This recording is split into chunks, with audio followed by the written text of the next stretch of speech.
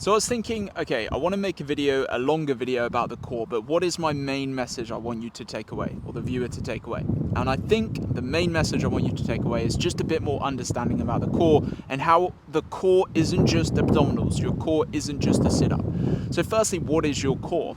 So I like to think of two analogies to represent what the core means, because I like to work in analogies and metaphors because it helps me understand and remember things. So the core is like a tree trunk. So the tree trunk is the main structure of the tree. The tree trunk is what holds stability and durability and strength for the rest of the tree. Now, I'm not a tree connoisseur. I don't know all of the areas of the tree, but as you see, you have the trunk, and then everything else, the leaves, the branches, the rest of the tree, is made possible, holds their durability, holds their structure because of the trunk. So your core is like that tree trunk. The core is the structure of the spine, which allows the rest of the body, the arms, the legs, the outer extremities, to work efficiently. Does that make sense?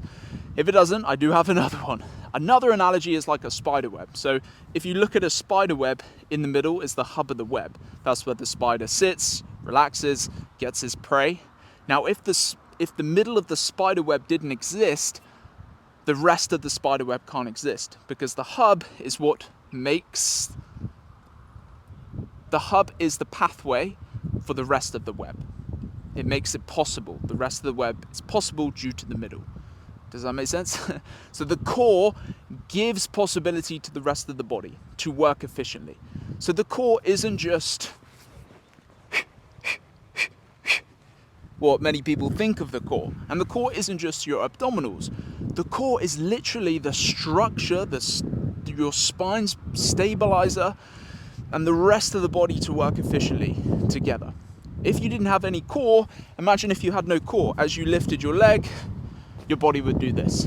Or as you lifted your arm, your body would do this. So the core actually switches on before your rest of the body actually moves. So the core is, let's say, the foundation of the body. So it's important to get that into your mind, because you have a different perspective on the core. You don't just see your core as, I want to walk around the beach like this. You just want to see your core as, okay, my core is literally holding me together, stabilizing my whole body, allowing my arms and legs to work efficiently together, allowing me to walk, run, squat, lunge, push, pull, twist, bend, locomotion, helps move fluid in and out of my spinal column, influences imbibition, which is bringing nutrients into my intervertebral discs. It helps with my digestion. You see what I mean? So core isn't just abdominal training. It's a huge foundation, or if not the biggest foundation, for the rest of the body to work efficiently. So that's what we need to think about the core.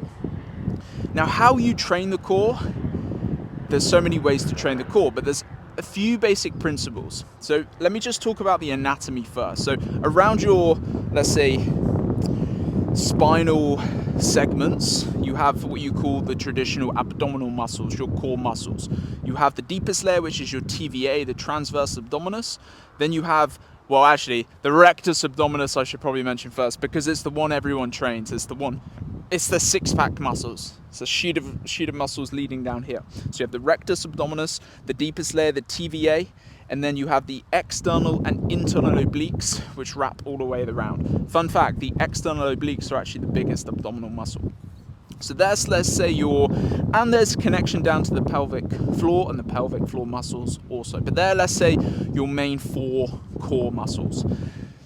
Now, to use these 4 core muscles efficiently, like I'm posting on social media at the minute, by the way, on YouTube, if you haven't seen, remember to follow on my socials, because you'll see I'm doing a little mini 4-part mini series, it's a better way of saying it, on the next thing I'm going to talk about is the specific, let's say, principles to train this core area, the muscles that I just mentioned.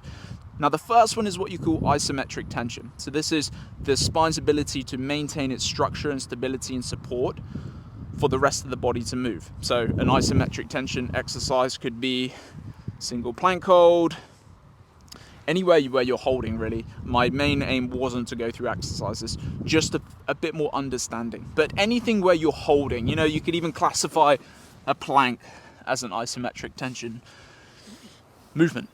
Cool. Then you have another principle, which I mentioned on social media, is rotational core, rotational moving core.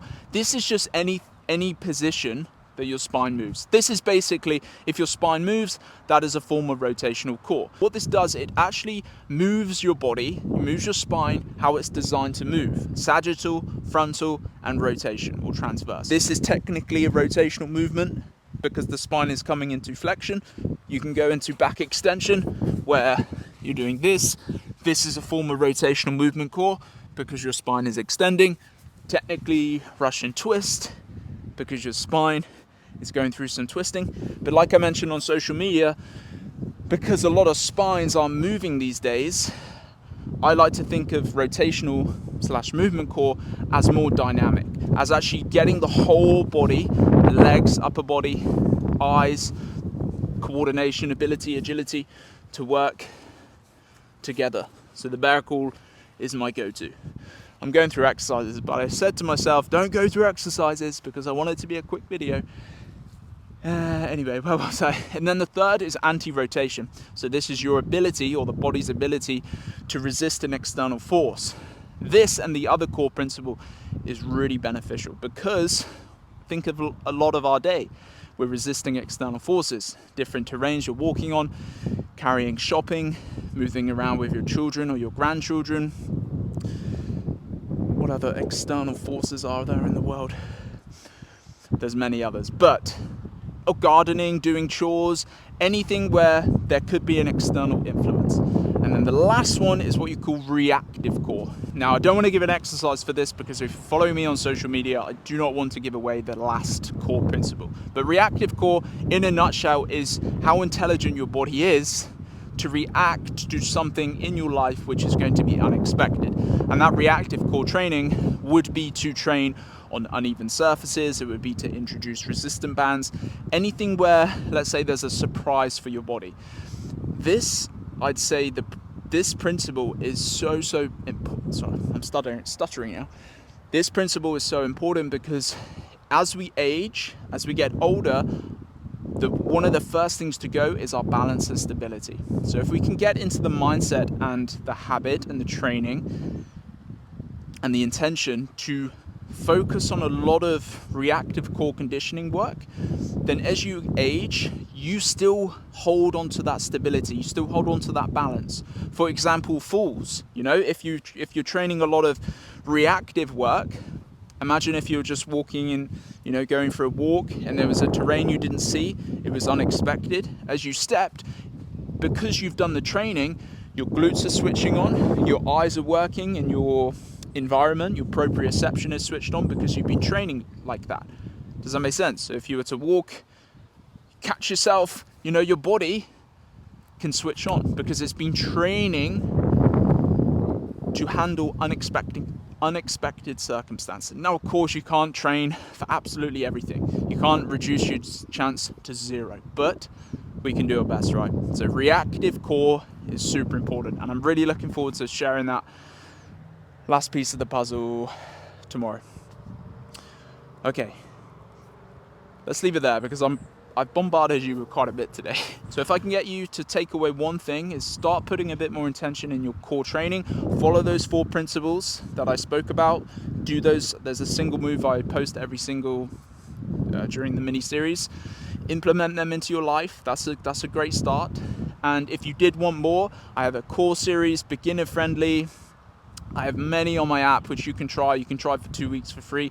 I pay the first 2 weeks for you, so you can trial it out, no obligation. I'll leave a link in the comments if you wanted to try that beginner friendly core conditioning. Let's say you've never done core before. I literally just guide you to strengthen your core in a really safe and simple way. So I'll leave that in the comments. But for today, let's leave it there. I hope you learned lots. If you're on YouTube, please subscribe. And if you're following on socials, I really appreciate your time. I know it's designed for short snippets, but I'm breaking the rules. I'll see you soon. I'm Josh. Take it easy.